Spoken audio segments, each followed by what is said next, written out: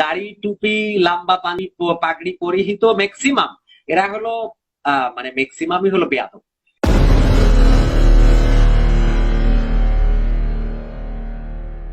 একজন ভাই লিখছেন আপনার দাড়ি কই? ভাই তোর যদি চোখ না থাকে তাহলে তো আমি দেখাইতে পারবো না আমার দাড়ি কই।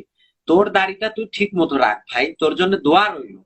তো এই জন্য এই মানুষগুলো হলো নোংরা মানসিকতার মানুষ, এই মানুষগুলো হলো নিকৃষ্টতম মানসিকতার মানুষ।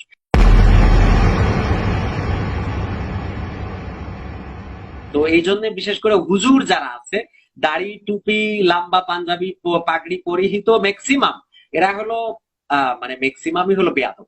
এবং বিশ্বাস করেন আর না করেন, এরা হলো মানে এত বড় বেয়াদব যে সব কিছুতে ভুল খুঁজে বের করে। মানে এত ভালো ভালো না, মানে সব করার পরে বলবে যে এত ভালো ভালো না।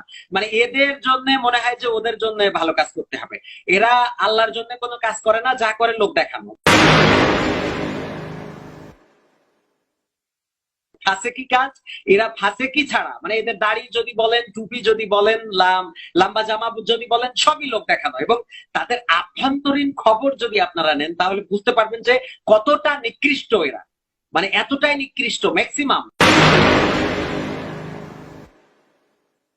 এরা আল্লাহকে কখনো, আল্লাহর ভালোটাকে কখনো স্বীকার করে না, ভালো কাজটাকে মানে এরা চোখে দেখতেই পায় না। এরা সবসময় খুঁজে বের করে কোন ভুলটা আছে, এবং ওই ভালো জিনিসটার মধ্যে মানে এরা যদি পারতো তাহলে আল্লাহ বলছেন যে আমি এই পৃথিবীকে এত সুন্দর করে সৃষ্টি করেছি যে কোথাও কোনো ভুল ধরার মানে সুযোগ আমি রাখি নাই। এই হুজুররা কিন্তু ঠিকই এর মধ্যে ভুল ধরে দিত আল্লাহ যদি এদের সামনাসামনি আসতো। এদের এত পরিমাণ মানে নিকৃষ্ট মন মানসিকতা, সব সময় চিন্তা করে যে কি করে ভুল ধরবে, কি করে ভালোরে ভুল বানাবে। ম্যাক্সিমাম হুজুরদের নেগেটিভ কমেন্ট আমাদের পেজে দেখবেন যে ম্যাক্সিমাম হুজুরদের দাড়ি আছে, টুপি আছে, পাঞ্জাবি আছে, পাগড়ি আছে, এদের নেগেটিভ কমেন্ট কেন?